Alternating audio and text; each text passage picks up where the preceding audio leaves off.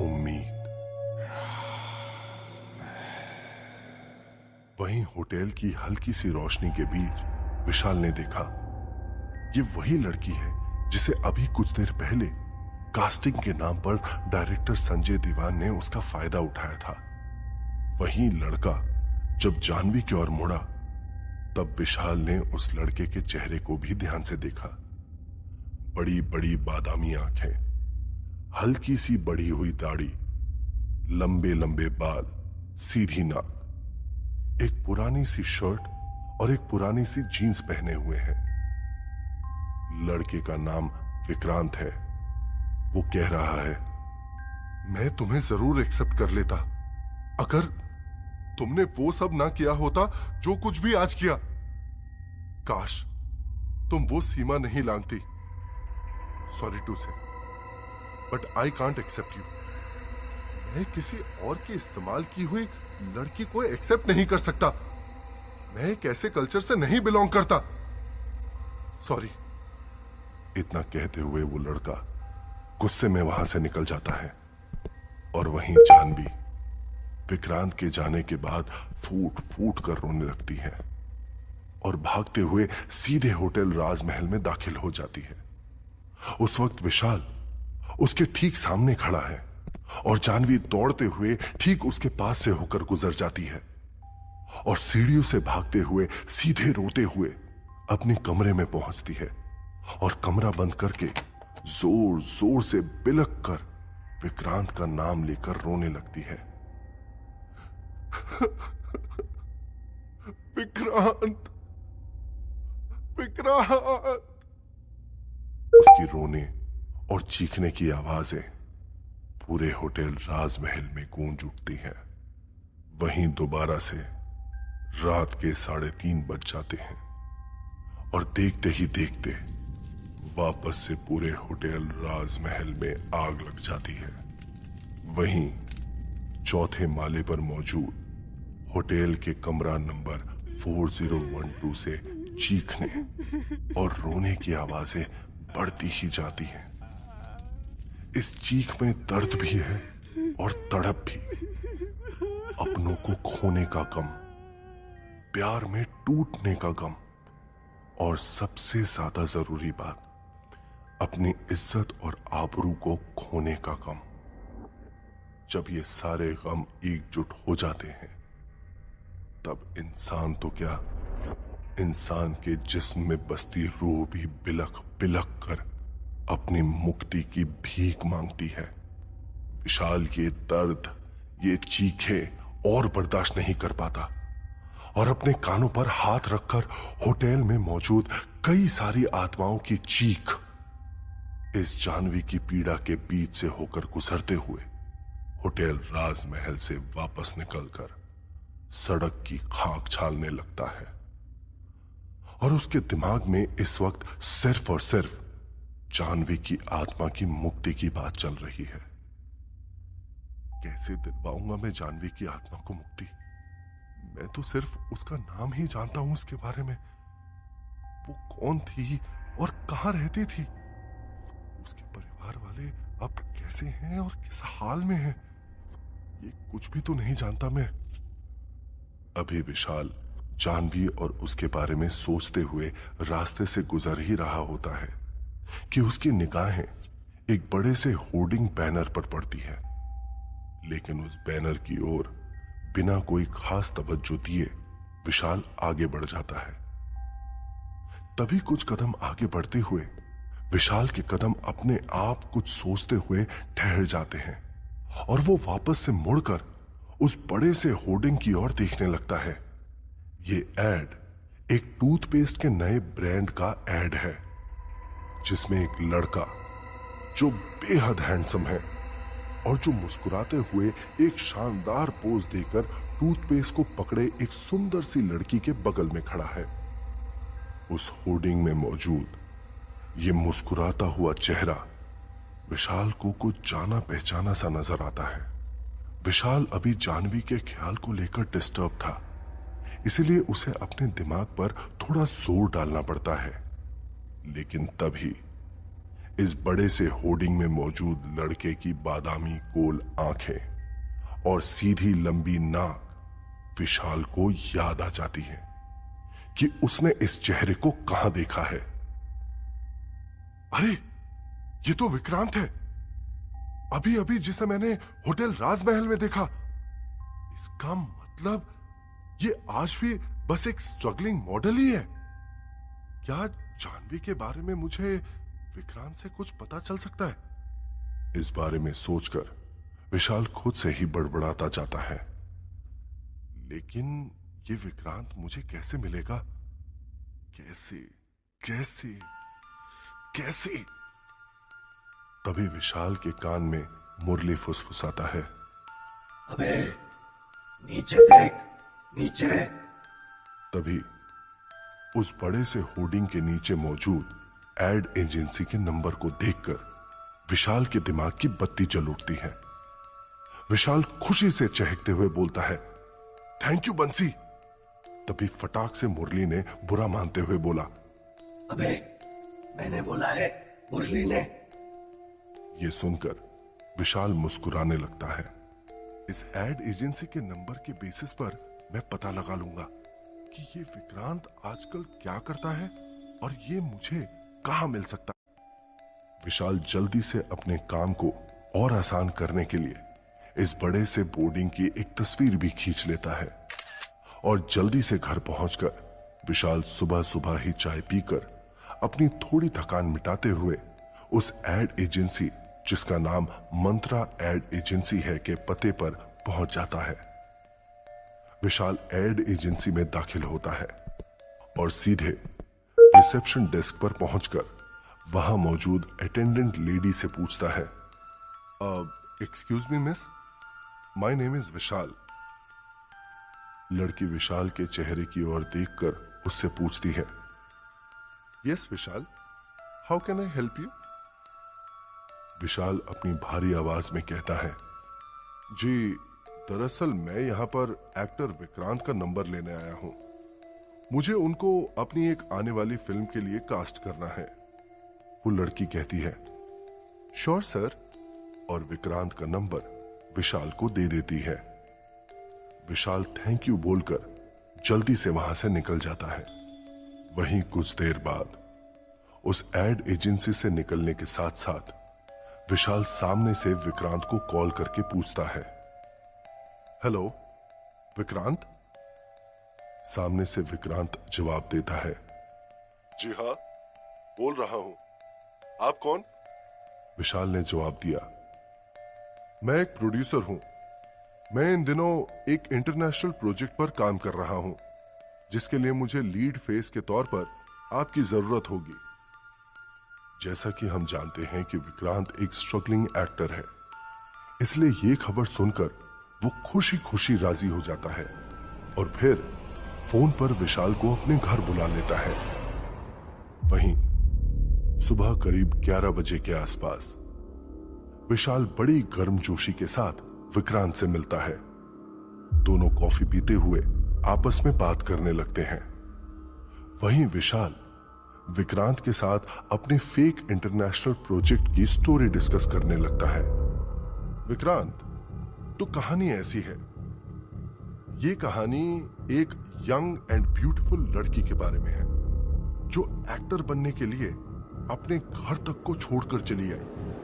फिर बाद में एक बड़े फेमस से डायरेक्टर ने उस लड़की को अपनी फिल्म में लीड एक्ट्रेस का झांसा देकर कास्टिंग काउच का शिकार बना लिया। ये सब कहते हुए विशाल बड़े गौर से विक्रांत के हाव भाव पर बारीकी से नजर बनाए रखे हुए है। कास्टिंग काउच के इंसिडेंट के होने के बाद जहां लड़की वापस अपने घर नहीं लौट सकती, वहीं ये सब होने के बाद उस लड़की के बॉयफ्रेंड तक ने उसका साथ नहीं दिया। उसने उसे ठुकरा दिया और कहा कि मेरे परिवार वाले ऐसे नहीं हैं। मैं एक ऐसी लड़की को एक्सेप्ट नहीं कर सकता जिसका कैरेक्टर अच्छा नहीं है, जो मजबूरी के नाम पर किसी के साथ भी सोने को तैयार हो जाए। ये सुनते ही विक्रांत भौचक्का रह जाता है और विशाल की कहानी में खो सा जाता है। वहीं विशाल आगे भी कहानी सुनाते जा रहा है। आगे लड़की के साथ उस लड़के का खूब झगड़ा हुआ। इस कहानी में उस लड़के का नाम है चलो विक्रांत रख लेते हैं। वैसे विक्रांत, तुम्हें तो पता होगा ही ना कि उस लड़की यानी जानवी का घर कहां पर है? विक्रांत कहानी के फ्लो में बोल देता है, हाँ, जानवी का घर दौसा में है। और इतना कहते ही विक्रांत खुद अपनी ही बात पर चौंक जाता है। वहीं विशाल अपनी घूरती हुई आंखों से विक्रांत को देखता जा रहा है। अब इतना बता ही दिया है तो पूरा बता दो कि जानवी कहां रहती थी और उसके परिवार में कौन कौन है। अब तक विक्रांत को भी यह रियलाइज हो चुका है कि उसके सामने अभी जो भी इंसान बैठा हुआ है वो उसके अतीत के बारे में अच्छे से जानता है। तभी विशाल अपने तुरुप का पत्ता खोलते हुए कहता है, ठीक समझा तुमने, मैं तुम्हारे बारे में जानता हूं और मैं होटल राजमहल से आया हूं और उस होटल में आज भी जानवी की आत्मा भटक रही है। ये सुनते ही गुस्से में आग बबूला होकर विक्रांत चीखते हुए कहता है, ये क्या बकवास कर रहे हो तुम? ऐसा हरगिज नहीं हो सकता। विशाल कहता है, मेरा यकीन करो, तुम्हारी और जानवी की लड़ाई हुई थी ना उसी होटल राजमहल के बाहर। विक्रांत हैरानगी भरी नजरों से विशाल की ओर देखकर कहता है, हां, लेकिन तुम्हें ये कैसे पता? इसके बारे में तो मेरे और जानवी के अलावा और कोई नहीं जानता। विशाल कहता है, मैं जानता हूं। मैं उसी होटल राजमहल में रिसेप्शनिस्ट का काम करता हूं और आज भी जानवी की आत्मा उसी होटल राजमहल में फंसी हुई है। उसे मुक्त कराना है। प्लीज प्लीज हेल्प करो मेरी। विक्रांत अब भी ये सब कुछ यकीन नहीं कर पा रहा। वो सवालिया नजरों से पूछता है, लेकिन ऐसे कैसे हो सकता है? वो होटल तो कई साल पहले जल चुका था। विशाल समझाते हुए कहता है, हाँ, वो होटल 7 साल पहले जल चुका था, लेकिन वो होटल दोबारा से एक बार फिर खड़ा हो गया है और जानवी के साथ हर रात वही दरिंदगी होती है। प्लीज मेरी हेल्प करो, निकाल लो उसे उस नरक से। उसे मुक्ति दिलाने में मेरी मदद करो, चाहे कुछ भी हो। एक वक्त पर तुम उससे प्यार करते थे ना? वो तुमसे कितना प्यार करती थी? कम से कम अपनी मोहब्बत के बारे में सोचकर मेरी हेल्प कर दो। विक्रांत पूछता है, लेकिन तुम चाहते क्या हो? मैं कैसे तुम्हारी हेल्प कर सकता हूं? विशाल कहता है, तुम बस ये बता दो कि दौसा में जानवी के मां बाप कहां रहते हैं। विक्रांत कुछ याद करते हुए बताता है, दौसा में बंदी कुई नाम की एक जगह है जहां जानवी के परिवार वाले राठौर फैमिली से बिलोंग करते हैं। उनके गांव में आटे की चक्की की एक बड़ी मशीन है जो जानवी के पापा की ही है। राठौर नाम से कुछ दुकान का नाम है। शायद 7 साल के बाद भी वो जगह अब भी बरकरार हो। बंदी कुई जाने पर तुम शायद उनके परिवार वालों के बारे में पता लगा सकते हो। ये सुनकर विशाल की आंखों में कुछ राहत दिखाई देने लगती है, क्योंकि उसे उम्मीद की एक नई किरण मिल चुकी है। और फिर वहां से सीधे विक्रांत के घर से निकलकर विशाल अपनी नई मंजिल यानी बंदी कुई के लिए निकल जाता है और सीधे जयपुर से बस पकड़कर दोपहर के करीब 3:30 बजे वहां पहुंचता है। विशाल के साथ हर पल उसकी हर मुसीबत में साथ देने के लिए बंसी और मुरली भी मौजूद है, जो साए की तरह हमेशा उसके साथ साथ चलते जा रहे हैं। सीधी धूप पड़ने पर बंसी झल्लाते हुए कहता है, अरे विशाल, अपने साथ क्या एक छोटा सा छाता लेकर नहीं चल सकते थे? धूप में और ज्यादा सांवला हो जाऊंगा। वहीं मुरली बंसी का मजाक उड़ाते हुए कहता है, देखो, मर जाने के बाद भी इसे अपने थोबड़े की पड़ी है। इतना कहकर विशाल और मुरली दोनों हंसने लगते हैं। वहीं बंसी मायूस हो जाता है। वहीं थोड़ी देर बंदी कुएं में पूछताछ करने के बाद विशाल सीधे उस चक्की मशीन के पास पहुंचता है जो एक घर के साथ ही अटैच होती है। वहां विशाल को एक बूढ़ा सा आदमी दिखाई देता है जो तकरीबन 70 के लपेटे में है।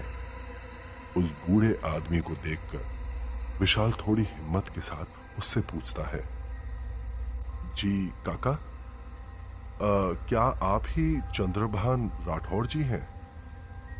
वो बूढ़ा आदमी विशाल की ओर घूर कर देखता है, जैसे कि जानना चाहता हो कि वो कौन है और यहां क्यों आया है और उसे कैसे जानता है। चंद्रभान विशाल की आंखों में घूरते हुए अपनी रौबीली मगर थोड़ी सी थकी आवाज में पूछता है, तुम कौन हो और मेरा नाम कैसे जानते हो? विशाल कहता है, मेरा नाम विशाल है और मैं होटल राजमहल से आया हूं। मुझे आपकी बेटी के सिलसिले में आपसे बात करनी है। चंद्रभान कहते हैं, बेटी? उस लड़की को मेरी बेटी तो कहना नहीं, जो अपने बूढ़े मां बाप की इज्जत उछालकर उन्हें छोड़कर चली गई थी। और तुम भी यहां से निकल जाओ अगर तुम उसकी वकालत यहां करने आए हो तो, क्योंकि वो 7 साल पहले ही मर चुकी है। वैसे हमारे लिए तो वो कब की मर चुकी थी। काका, मैं उसकी वकालत करने नहीं आया। मुझे सिर्फ इतना कहना है कि आपकी बेटी आज भी अपने मां बाप से मिलने के लिए तड़पती है। ये सुनकर चंद्रभान बौखला जाता है और गुस्से में विशाल को कहता है, 7 साल पहले उसी होटल राजमहल में जलने से उसकी मौत हो गई थी, फिर वो हमारे लिए कैसे तड़प सकती है? विशाल लगभग गिड़गिड़ाते हुए कहता है, काका, मेरी बातों पर यकीन नहीं होगा, लेकिन मैं सच कह रहा हूं। आप प्लीज कल सिर्फ एक बार टाइम निकालकर आ जाइए रात 11 बजे होटल राजमहल में। मेरी ये विनती है आपसे। वहां आकर आप सब समझ जाएंगे। चंद्रभान अपनी अकड़ भरी आवाज से विशाल को कहता है, नहीं आना है हमें, कहीं नहीं आना। आपकी बेटी सिर्फ एक बार आपको देखना चाहती है। क्या आप अपनी बेटी के लिए इतना भी नहीं कर सकते? चंद्रभान चिल्लाते हुए कहता है, चुप करो। उसने पूरे गांव में हमारी नाक कटा दी थी, हमारी इज्जत और आबरू पर लांछन लगा दिया था। वहीं ये सब शोर सुनकर चंद्रभान की पत्नी लाजवंती देवी भी घूंघट काढ़े हुए दरवाजे से झांककर उन दोनों की बातें सुन रही होती है और कहीं ना कहीं उनकी ममता भरी आंखों में एक एहसास है अपनी बेटी को लेकर जो आज भी बिलख रहा है। अपनी बेटी के बारे में सुनकर लाजवंती के आंखों से आंसू बहने लगते हैं, जो पिछले 7 सालों से अपनी उन ममता भरी आंखों में रोक कर रखे थे। वहीं विशाल आखिरी बार चंद्रभान से विनती करते हुए कहता है, काका, कभी कभी ऐसा होता है जब इंसान के सामने किसी की अहमियत कम हो जाती है, लेकिन कुछ रिश्ते हमारे लिए ऐसे होते हैं जो कभी नहीं मिटते और उनका साथ छूट जाने के बाद भी वो हमें हमेशा हमेशा याद रह जाते हैं। लाजवंती जल्दी से भागते हुए विशाल की तरफ जाती है और कहती है, मुझे बस एक बार अपनी लाडो को देखना है। चंद्रभान कहते हैं, नहीं, तो क्या होगा आगे? क्या विशाल जानवी को उसके माँ बाप से मिलवा पाएगा या उसकी अधूरी इच्छा को पूरा करने में नाकामयाब रहेगा?